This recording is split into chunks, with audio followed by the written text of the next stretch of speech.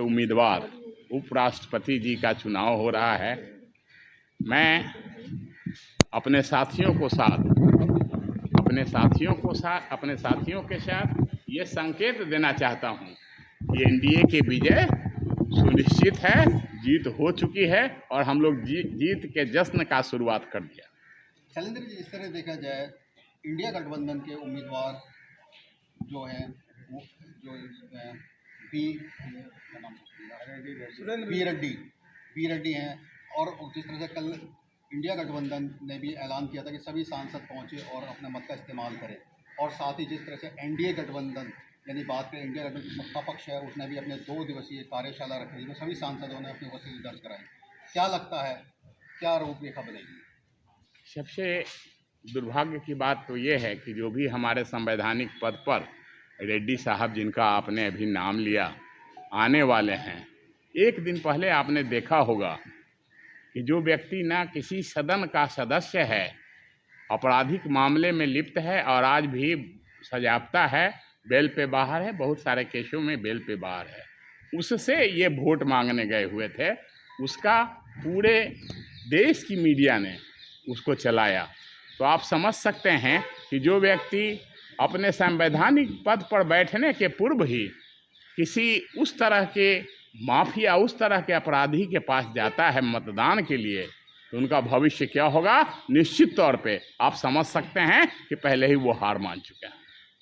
आप एनडीए गठबंधन का हिस्सा हैं, बिहार की राजनीति की लेकर बात करें तो बिहार में क्या रूपरेखा बनेगी, और जिस तरह से राहुल गांधी ने जो रैली निकाली थी उसका क्या प्रभाव पड़ेगा?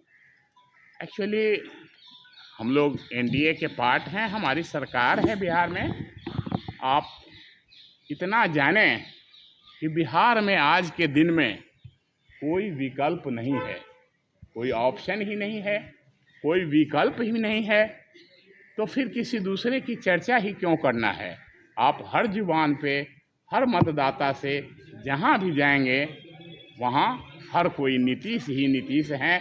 ये लोग फालतू मुद्दे को लेकर के, बकवास मुद्दे को लेकर के पूरे बिहार में मतदाता चोरी, मतदान, वोट चोरी कर रहे हैं। किसका वोट, काहे को वोट, कौन चोरी कर लिया?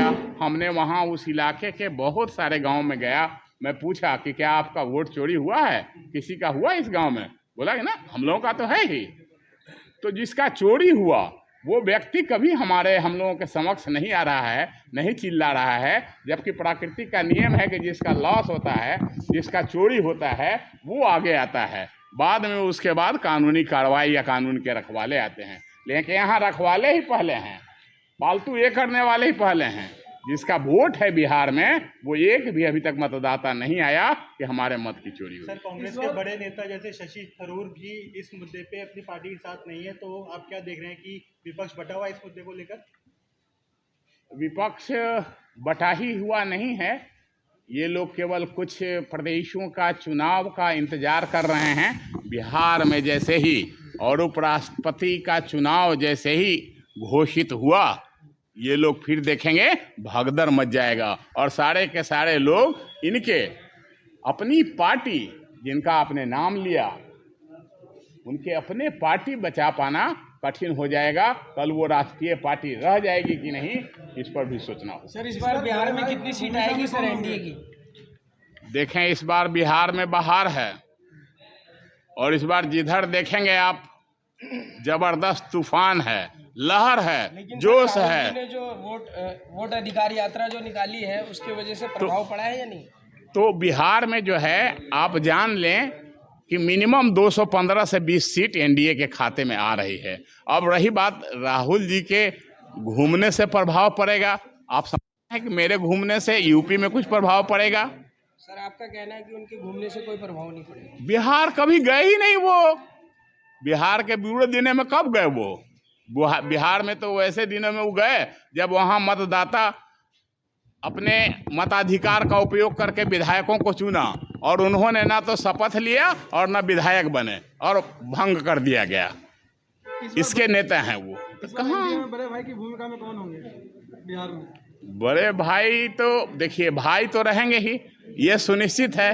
अब बाकी जो मैक्सिमम विकास मैक्सिमम ये के काम करेंगे, बड़े भाई की भूमिका में रहेंगे। चिराग को लेकर के क्या सोचते हैं? चिराग ने तो बहुत पिछली बार डैमेज किया जेडीयू को। देखें, उन्होंने जो क्षति किया, उस क्षति का खामियाजा उनको भी भुगतना पड़ा। आपको जानते हैं, उनको भी एक सीट प्राप्त नहीं हुआ था। तो ऐसी कौन सी बुद्धिमानी कि हम आपको अपमानित करें या आपका क्षति कर दे जिससे आप स्वयं बर्बाद हो जाएं? ये कोई बुद्धिमानी है क्या? निश्चित तौर पे उनका जो ये निर्णय था, गलत निर्णय था। सर, ये बीजेपी के बिहार अध्यक्ष कल अमित शाह से मिले हैं और कुछ सीटों पे कुछ मंथन हुआ है, तो आपकी तरफ से कुछ इसमें आगे बढ़ा जा रहा है कि सीटों के बंटवारे को लेके कि कितनी सीटें हैं या क्या करना है आगे? देखें, सीट तो लगभग तय है, घोषणा बाकी है। क्योंकि औपचारिक रूप से मैं ये करूं ये ठीक नहीं है, राष्ट्रीय मुद्दा है। लेकिन जो भी अब मंथन हो रहा है, मंथन केवल इसके लिए हो रहा है कि कौन सा सीट किसके खाते में पहले से था, और अगर आज दिया जाए तो क्या वहाँ दिक्कत तो नहीं होगी। तो ये निर्णय के लिए मंथन हो रहा है, बाकी सीटों का बंटवारा तय है। ठीक है, थैंक यू।